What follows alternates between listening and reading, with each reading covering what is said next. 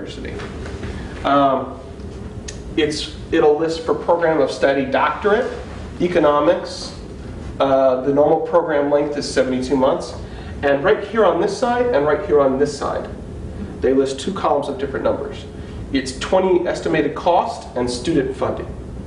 Now they're looking for 9 months from a 72-month program, so just the initial first part.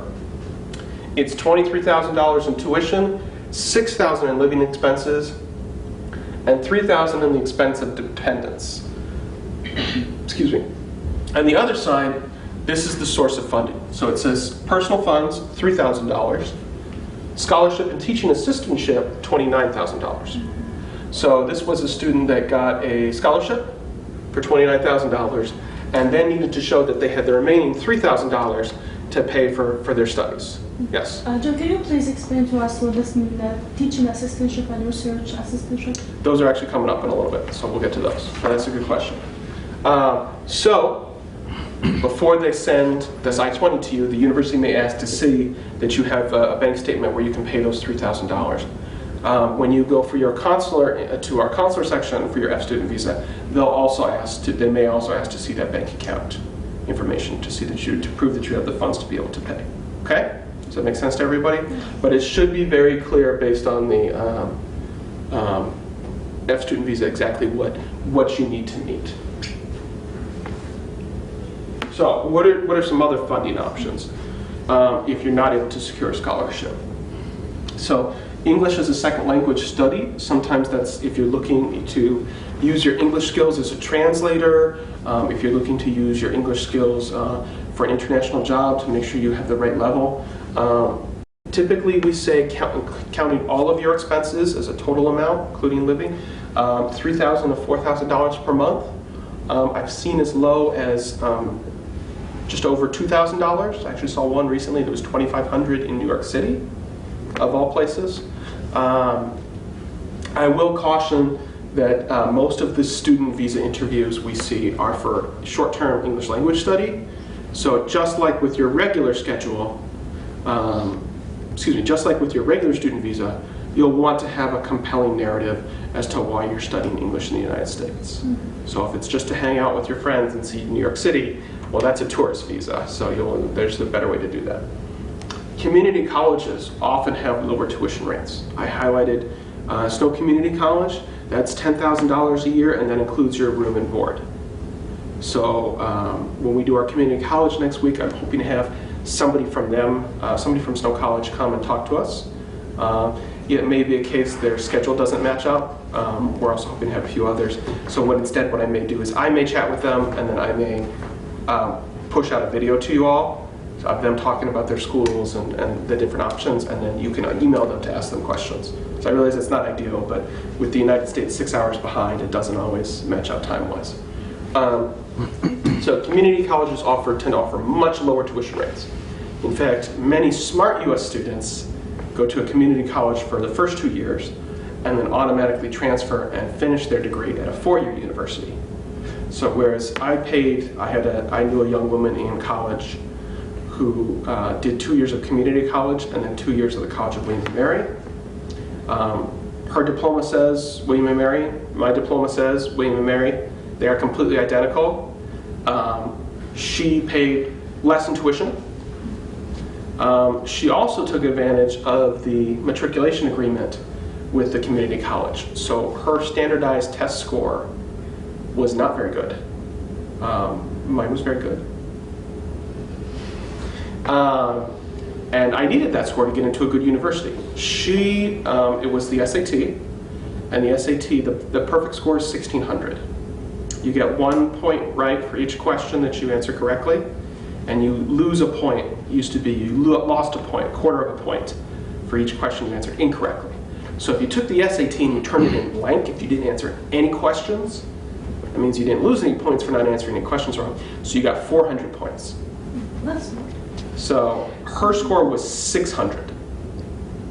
So she did 200 points better than just turning in a blank paper. That's a terrible score. But she got into a really great university by going to a community college for 2 years and then transferring. So, I can stand here and say, oh, well, she was really dumb and I was really smart. But actually, she was kind of smart, wasn't she? She paid a lot less money and got the same degree and didn't have to do as well on the SAT. So, I mean, it all depends on your definition of smart.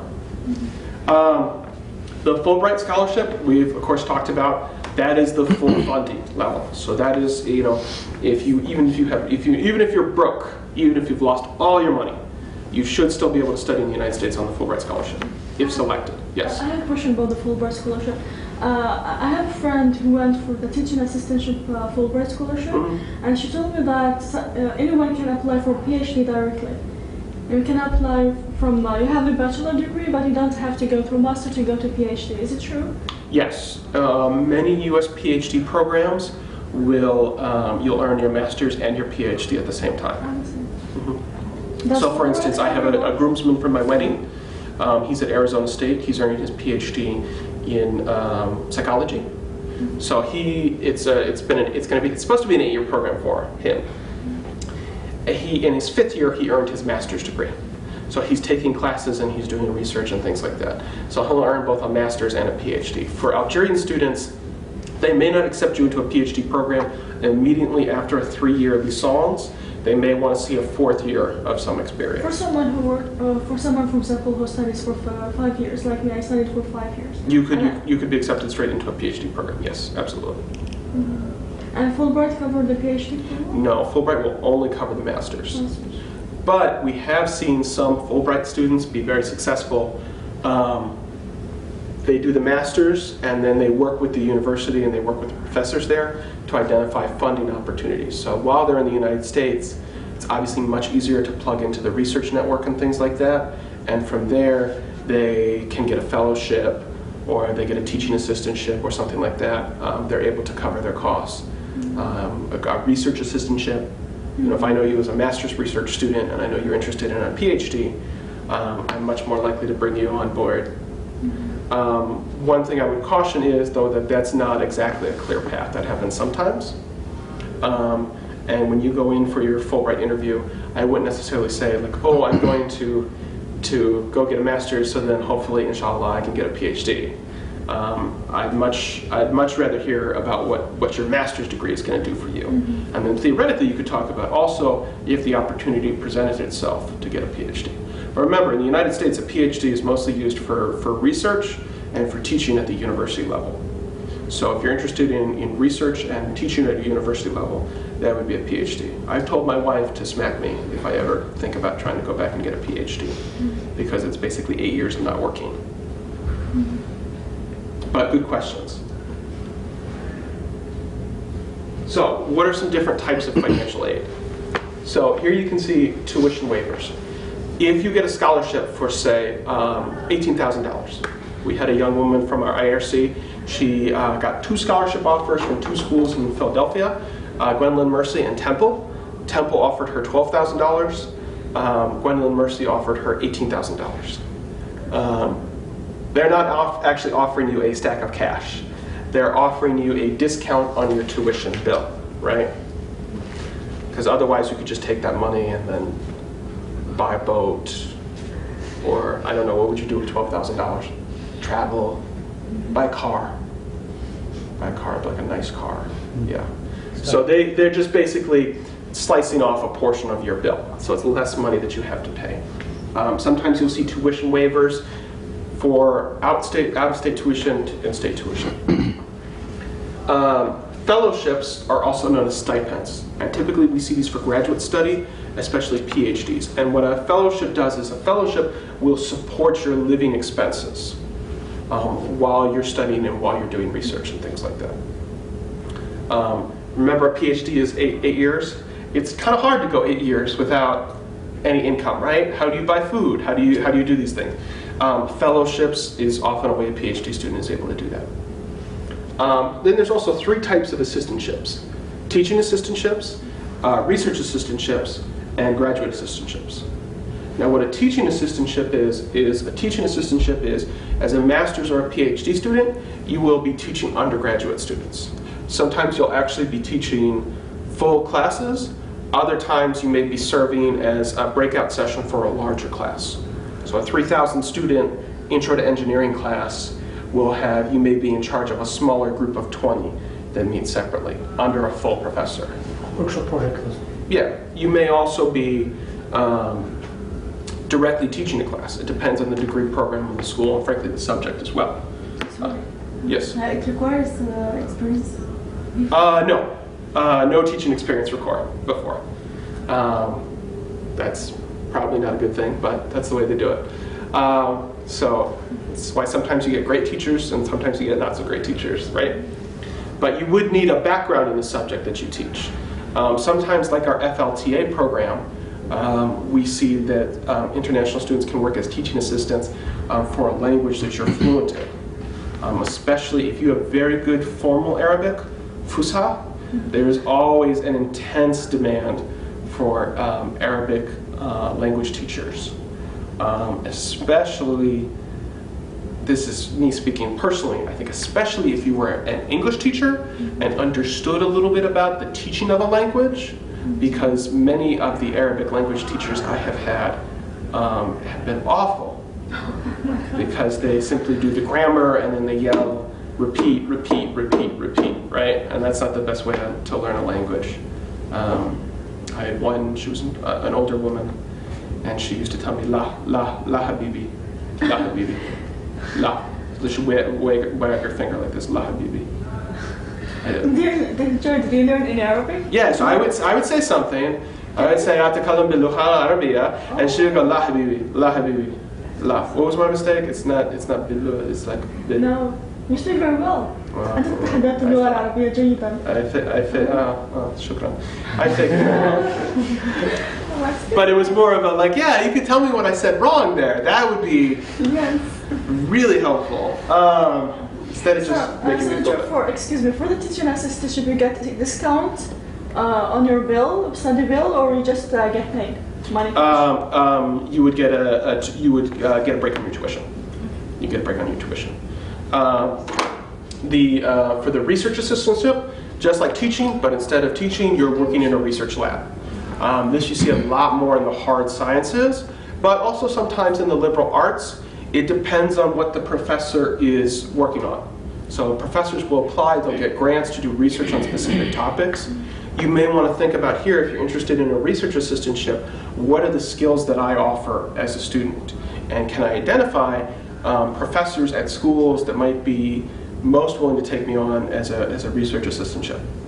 So I know if I'm a professor that's researching the teaching of English in North Africa, I've got a couple students that I can call. So what are your particular skills that match up? And in your guys' case, you have the advantage of having a couple different languages, right? And so that can be very helpful. So even an engineering student, if you're able to help a professor deal with primary source, somebody who's history or political science at researching Algeria, and you're able to help them translate primary sources, that could be very useful and helpful for them. The last is graduate assistantships, and graduates basically the category of everything else. So sometimes a school will have a graduate assistant work in the admissions office. Sometimes you'll work as a receptionist for the department office, or you'll do various clerical tasks in an office. So a graduate assistantship is just basically anything else that fits. Yeah. So when I was at William & Mary, I actually worked for 1 year doing an assistantship in the admissions office. So I help process applications that come in and things like that. John, so how can I identify the professors who are interested in having us as teacher assistant? Or well, that depends. That depends on your individual. What I would say is start. This is a great example of something to include in your contact letter to universities. Do you have teaching assistantships? Do you have research assistantships and things like that? When I say specific professors, what I'm thinking of more is when you do research for your own degrees right now, if you run across subjects, the people that you are reading their documents of, the people that have the subjects that you're interested in, consider reaching out and contacting them directly through email. So for me, terrorism analysis, I know there's Bob Pape at the University of Chicago, although I don't like him. There's Martha Crenshaw, she's in upstate New York. There's Vincent, he's in upstate New York. So these are people whose works I've read and written about, and share common interests, I can write them. And that's actually what I did for a little bit when I was earning my master's, and then I was hired on full time at the University of Maryland. I started out doing research, and then from there was hired on full time once I finished my degree. The last thing is loans, and the reason I throw loans on there is there are a number of federal and private loans available, but those are only available for U.S. residents and U.S. permanent residents. So again, looking to the future, if ever you should get the chance to adjust status or win a diversity visa lottery, be aware that you can borrow money to finance your studies. You do have to pay it back, but it is an option. Joe, excuse me, can you tell us about the requirements of the teaching assistantship and the research assistantship? So it'll not only depend on the individual school, but it'll depend on the individual department. So it depends on what the department. Some schools will only have PhD students teaching classes. Others will have master's students teaching classes. It's something that as you research schools, if that's what you're interested in, you should definitely look for those on their website. Okay? I'm sorry. I wish I could give you a little more opportunity. I do have an example coming up for Stanford, and they evaluate you when you apply. This is for engineering. They evaluate you when you apply, and then they may offer you a spot. Others you may want to apply for directly, depending on the school. Mm-hmm. Okay. Sorry. How can we cover? How much can we cover from assistantship? So from assistantship, it depends, but usually that's going to focus mostly on your tuition. So it's a way to help cover most or a lot of your tuition. But then you would also have your personal expenses that you'd have to be. So your personal expenses, your health insurance, and your plane travel that you'd have to be able to. And the living, not the living expense, I mean the campus or? Your housing and food, yes. So that as well. Okay.